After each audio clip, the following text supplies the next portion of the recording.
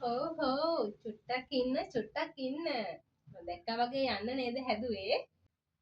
මේ තියෙන්නේ මම අලුතින් ඩිසයින් කරපු ලෝන් ෆ්‍රොක් එක. කියන්නකො ලස්සනයිද කියලා.